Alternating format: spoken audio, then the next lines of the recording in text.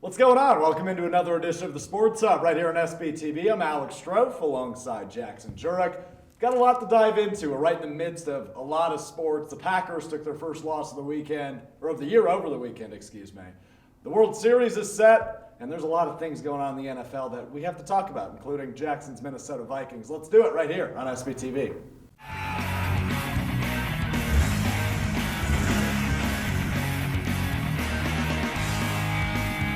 We begin in the NFL today as the Green Bay Packers took their first loss of the season in Tampa Bay to Tom Brady and the Bucaneers over the weekend. Final score of 38-10. Aaron Rodgers posted his worst game to date since 2014, and the Packers allowed 38 unanswered points on the day. The Packers now 4-1 on the year and second place in the NFC North. Jackson started off nice, up 10-0, and then you allow 38 unanswered. Not a good way to end that one for Green Bay, now 4-1. You know, a bad game doesn't mean it's a bad year for the Packers, and I honestly think that they're going to be just fine. I'm not worried about them, and to quote Aaron Rodgers, RELAX. I'm not worried about the Packers whatsoever. They're a great team. They can beat their division.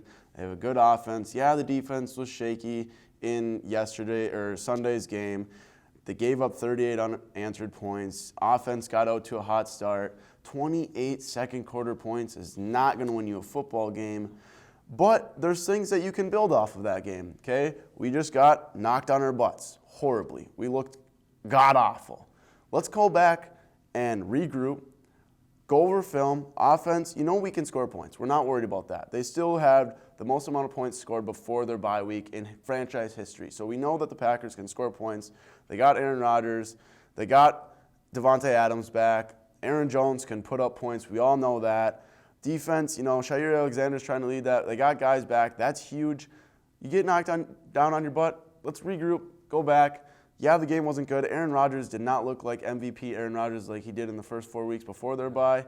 I think that they're going to come back next week, and they're going to have a great week. I think that we're going to see Aaron Rodgers turn into the bad, bad man that we know he is, and I think that they'll be just fine. I'm not worried about the Packers whatsoever. One bad week does not define your season, and I think that we all knew that there was a possibility they could lose this game, and I think that we saw that, and obviously they lost, but I think that this just amplifies how bad the Packers want to play good.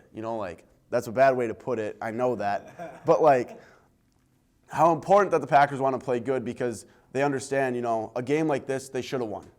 They should have beat the Bucaneers, but they didn't. So let's go win our next game. I forget who they play because my mind's Houston. That should be a win for them. They should be able to put up points against Houston and hold the Bill O'Brien-less Houston Texans now to under probably 20 points, and they should be able to put up probably 35 or more. Yeah. So I'm not worried about the Packers whatsoever. No, and as you shouldn't be, but you mentioned Aaron Rodgers a down week, 2 interceptions this week, including and a third pick six of his career. He just did look like that aforementioned bad man, but it's still just one loss. It's one hiccup. To go 14-2 or 13-3, you still got to lose 2 or 3 games. And this one reminiscent of last year post-bye, right? The Packers played the 49ers after their bye last year. They lost that game 37-8, almost the same exact score they lost to the Buccaneers this weekend. And after that loss after the bye last year, they went ahead and won their next 5 games. The last 5 games of the season was the case last year. So typically, Aaron Rodgers, the Packers, able to rebound. Imagine they'll be able to do the same. But you mentioned some of those key pieces on the defense. Kenny Clark returned at nose tackle, the highest paid nose tackle in the NFL, but they still weren't able to stop the run. Ronald Jones at over 100 yards for his 3rd straight week on Sunday against the Packers. So still not a ton of good to take away from this one, but it's just one bad week is kind of how you're looking at it? Yeah, exactly. I think that every team's going to have a bad week unless you're a team that sucks, like the Vikings or the Jets. Yeah. You got multiple bad weeks. But where there's a team where, say the Packers or say even like the Seahawks, they're still undefeated, but they could have lost to the Vikings, that's a bad week for them even though they won the game. They shouldn't have been close in that game, and it was. And on the Packers note, you lost the game, but you're still a team that is 4-1. You're second in your division. The Bears still have their bye. You can win a game. You could still be tied with them if they were to, win whatever game that they're on their bye. I'm not worried whatsoever. I think that the Packers are just fine, and we're going to see a team, like you said, probably go 13-3. At the lowest, I see this team going 12-4. Yeah, I think so too. And you mentioned earlier, Houston should be a win. Their stretch of the next 5 games works out pretty nicely in their favor. They've got Houston, then your boys, the Minnesota Vikings, and then they take on San Francisco. In San Francisco, that's a tough one, but they follow that one up against Jacksonville. So they should win at least 3 of their next 4, if not 4 of their next 5 at the least. So it looks like things will open up for Green Bay as they move forward. Let's stick in the NFC North. Let's go west, though. Let's go to your boys, the Minnesota Vikings. They got throttled by the Atlanta Falcons. They did. 40-23, the final. Vikings only with 1 win on the year. Where are you at, man? This is a tough tank scene. for Trevor Lawrence, Yeah, ladies and gentlemen. That is exactly where the Vikings should be looking at. I think that there's no point in salvaging this season. I understand that we owe Kirk Cousins a lot of money, and that sucks big time because it's just like wasting money if we decide to get rid of him, which is something that I don't think should happen. But if I had to be honest, I think, you take for Trevor Lawrence, you have him sit 1 year under Kirk Cousins if it is still Mike Zimmer and Kirk Cousins, because I don't know if that's going to happen. We'll get there. I think that Mike Zimmer could be gone after this year or even before the end of this year. But I think that if you do decide to keep Kirk, that you have Trevor if they get to him. Who knows if that will happen? I mean, the Jets might not win a game all year this year. That's absolutely fair. And that's another point to get into, but I don't know if we're going to have time for that because who knows what's going to happen. I don't think we should waste our time on the Jets. Exactly. So if I had to bet, I think that the Vikings should tank for the season. I hate doing it. I hate losing, but sometimes you just have to. Tank for Trevor Lawrence. You have him sit 1 year under Kirk Cousins. Then he's only got a year left on his contract. You don't let Trevor Lawrence sit, do you? I mean, he is the biggest quarterback sensation since Peyton Manning. True. That's a very good point.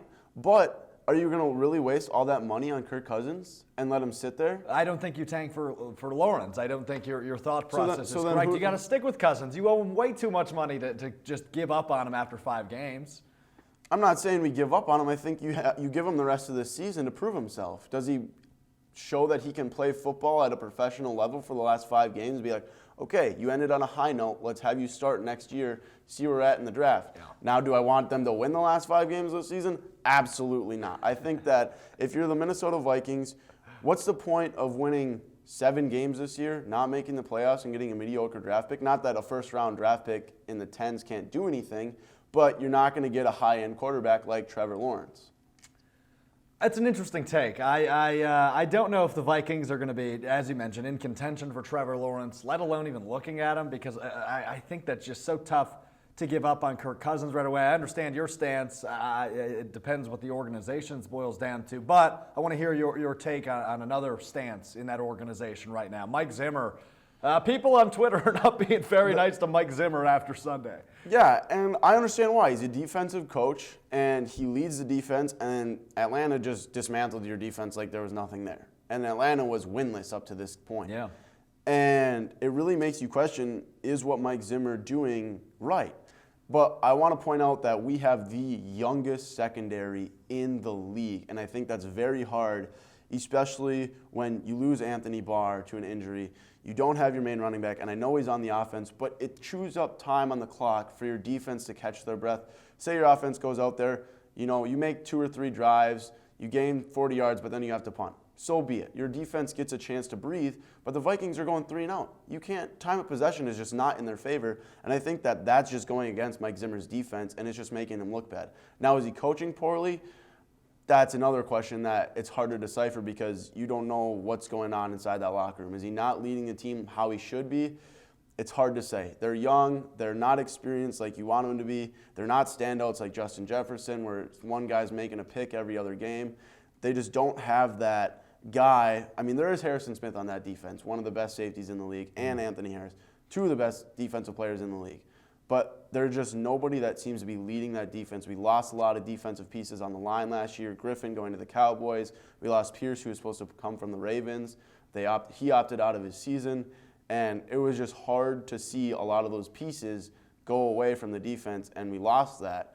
Now it's obviously showing in these games where an 0-5 team comes into your home building and just destroys you and makes you look like the JV team against the varsity team. And obviously the coach is going to take the brunt of that because he's known as a defensive mindset coach, and you just looked like a JV team.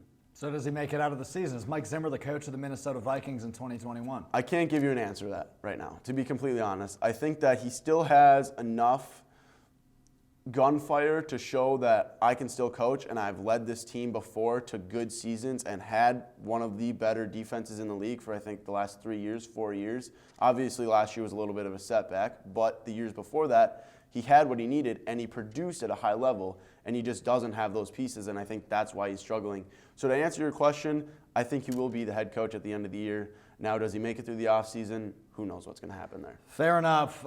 Elsewhere in the NFC North, the Bears now stand alone in first place at 5-1. They topped the Carolina Panthers at a score of 23-16 over the weekend. The Bears are 5-1, but we've talked a lot about it. They could easily, just as easily, be maybe 3-3, 2-4. Absolutely. So they're winning close games. Their defense keeping them in games. Their offense, definitely nothing special. But nonetheless, they've got 5 wins. They're in first place. They're, in fact, in second place in the entire NFC. So how do you decipher the Bears through 6 weeks?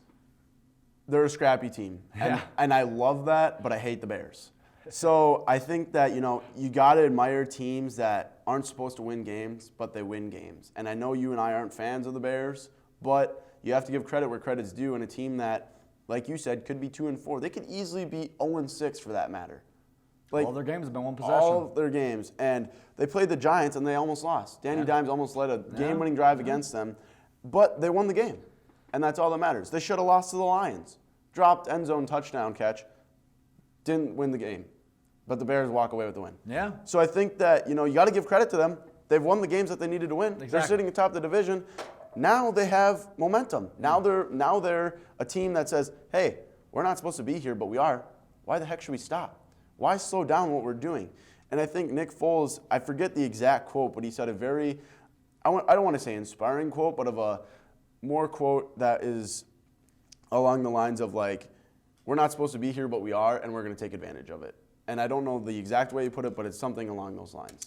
Yeah, I think the thing with the Bears is we've had a lot of commentary regarding their quarterback situation. But I think after 6 weeks now, we can make the assessment that their quarterbacks are interchangeable. It doesn't matter who lines up under center because their defense is what keeps them in games. True. And I think either if you have Mitch Trubisky or Nick Foles starting, we're probably still 5-1 right now like they are. So I don't know if that's their issue. I think their offense as a whole is at least a little bit of an issue. But nonetheless, 5-1 in first place of the NFC North, and that's where they stand through 6 weeks. So it'll be an interesting battle as Green Bay tries to maintain pace with the Bears. We're going to take our first time out on the other side. We got to talk about the MLB World Series that starts tonight. It's the Rays and the Dodgers. We'll break it down next right here on the Sports Hub on SPTV.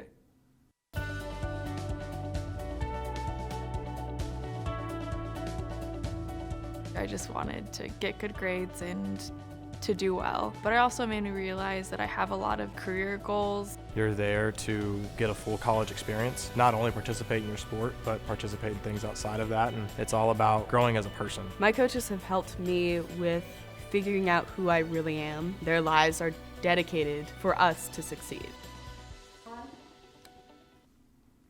It's time for the October Classic. We welcome you back into the Sports Hub here on SPTV. Alex Strouf alongside Jackson Jirik.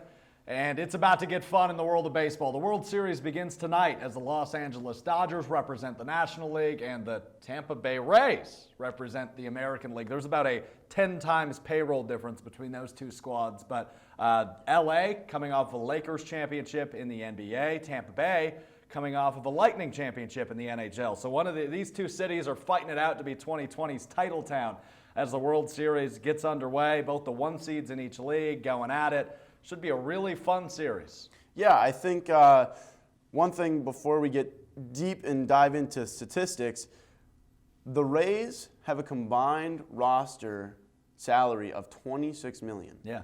2 players on the Dodgers have that, and their names are Clayton Kershaw and Mookie Betts. Yeah. That is completely insane to me, and I absolutely love it.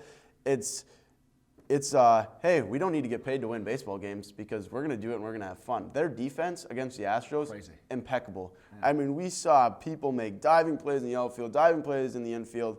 Their defense was insane. We saw Jose Altuve struggle. Absolutely love to say that. Just had to throw that in there because we don't like the Astros. Might as well, yeah. But their pitching staff, too, Tyler Glasnow, Snell has been great, and I think that they have the advantage there. Offense, it could go either way. They both have guys that can produce. We know how dangerous the Dodgers lineup is. We saw them in Game 7. Both of these series, their series before the championship series, both went to Game 7. The Rays blew a 3-0 series, came back and won Game 7.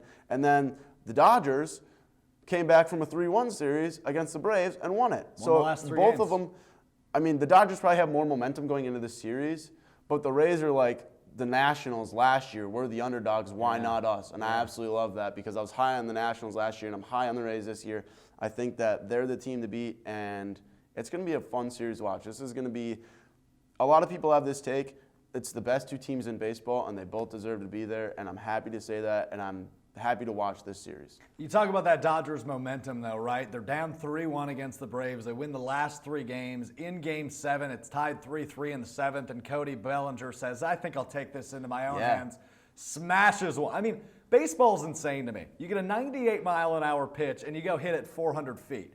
It's such a weird sport. It's awesome to see. I mean, that was one of the craziest, if not the craziest hit of the shortened season thus far as we head in to the final series as the Rays and the Dodgers started off tonight at 7-11 Central. You mentioned Tyler Glasnow. He's on the mound for the Tampa Bay Rays. We got a nice bug flying into our lights over there. That's always good. And Clayton Kershaw for the Dodgers tonight. This is going to be an epic pitching matchup to kick off this series. Yeah, you got, I don't want to say a rookie in Glasnow, but he doesn't have the experience of being in the playoffs like Clayton Kershaw does. However, Clayton Kershaw has struggled. This bug is really annoying.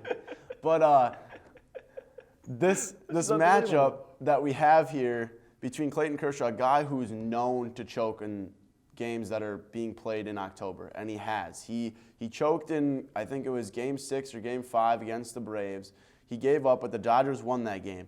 So now, here's a hot take. Clayton Kershaw is the best game of his entire life, right here. Yeah. Game 1 in the World Series, and I think that he's going to go out there and pitch like we know how Clayton Kershaw can pitch and be the Cy Young that we've seen him be before. Yeah, Clayton Kershaw 2-0. Well, actually, both pitchers 2-0 in the postseason this year. Kershaw with a 1.93 ERA. We hear a lot about how he folds in the biggest moments, right? The Dodgers have been here multiple times in the World Series, multiple times the past several years, and they haven't been able to win it. So give me the keys to what will make them finally get over this hump and win a title. Win baseball games? Oh, that's a great one. Thank you so much, Jackson. That's a good insight. Honestly, I think it's just take advantage of guys that are in scoring position when you have 2 outs, because those are the ones that kill the most. When a team on the field has an opportunity to get out of it and they know that they can do it and they're down to their last strike, or they have 2 outs and all they need is one more good play, worth a dive type of play, and the Dodgers can score runs on that, especially against a guy like Glasnow, who's probably not going to give you a lot of opportunities to get those chances and get those runs across the board. But take advantage of those moments, and we fully know that the Dodgers are capable of doing that because they have guys like Cody Bellinger, Corey Seager, and Max Muncy. Like, all those guys are capable of doing that. So taking advantage of runners in scoring position with 2 outs, and I think that that's a way to really kill your opponent and just like take their breath, take the air out of their system. And I think that's what they need to do the series. Well, it's time. It's time to make that prediction. There's a maximum of 7 games, a minimum of 4. I want to know who wins them and how many. I'm going to say Dodgers win. Yep, I think so too. I want the Rays to win, but I think the Dodgers win. I think they have the experience. I think that they're going to be able to put up more runs. They're going to have guys who just hit the ball a lot further, and that's why they're going to win this series. However, I do think it's going to be a good series that is going to go 6 or 7 games. Which one? Give me a prediction. Come on, JJ. Dodgers in 6. Okay. Clayton Kershaw gets Game 1 and Game 6 win. Okay. I like it. I feel like he'd pitch in Game 5, but maybe they're able to. He's going to be a Madison Bumgarner type of pitcher this World Series. Oh, wow. Okay, I like it. I like that prediction. I'm also going to go Dodgers in 6. I like that prediction. I think it boils down to experience. It doesn't always in baseball, but I think in this particular series it will. Tampa Bay obviously full of a lot younger guys that haven't been on this stage before, whereas the Dodgers, they have lots of experience in the World Series. Mookie Betts has a World Series ring. The rest, or a lot of them don't, but a few of them have been there with other teams. So I think the Dodgers win in 6 as well. I think it's going to be a good smash mouth World Series, that one you were not going to want to miss. All right, we are going to take our next commercial break and our final commercial break. On the other side, we do a little buy or sell, and we wrap up the week here on Sports Hub.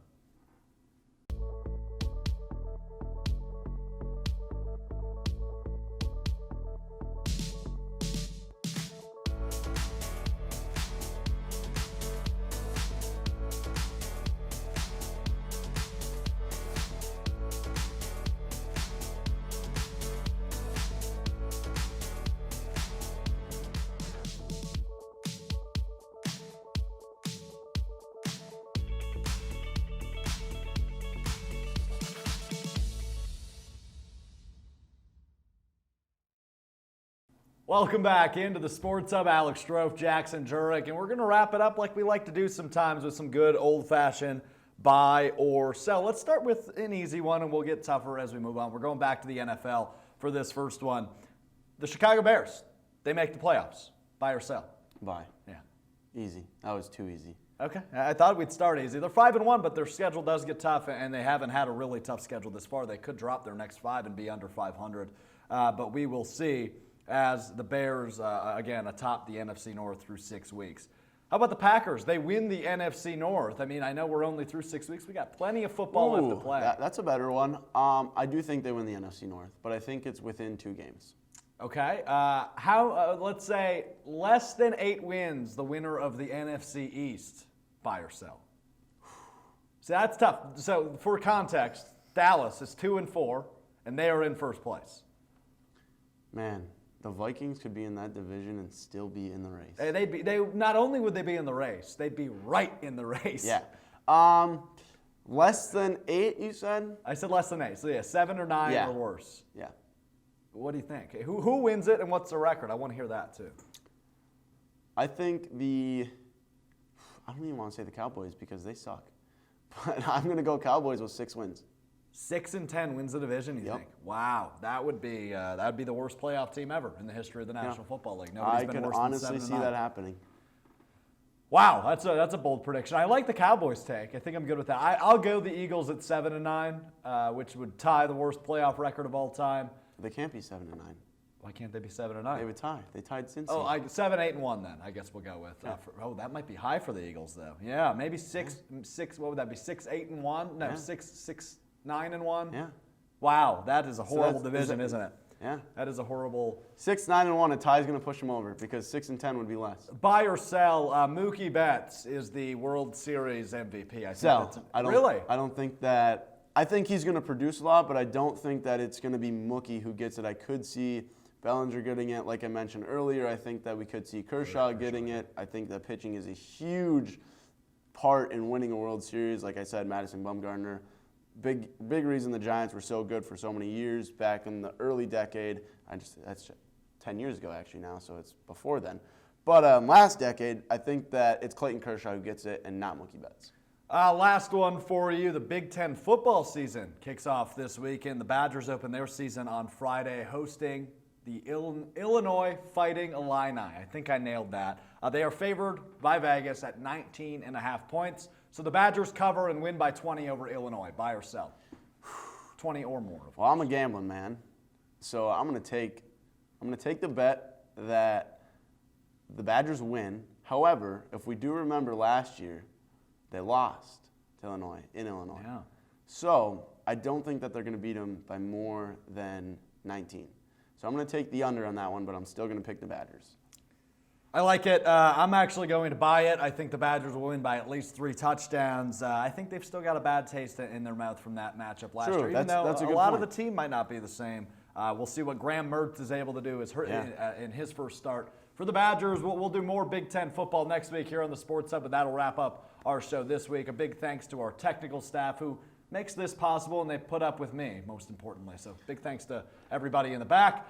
You can find us on all our social medias at SPTV Student Television or at SPTV_UWSP on Twitter and Instagram. That's Jackson Jirik. I'm Alex Strouf. We'll see you next week right here on the Sports Hub.